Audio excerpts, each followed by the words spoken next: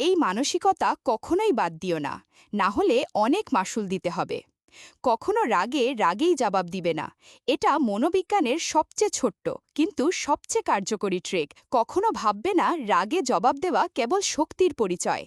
আসল শক্তি তখনই বোঝা যায় যখন তুমি তখনও শান্ত থাকতে পারো, যখন সামনে ওরা তোমার সীমা লঙ্ঘন করছে।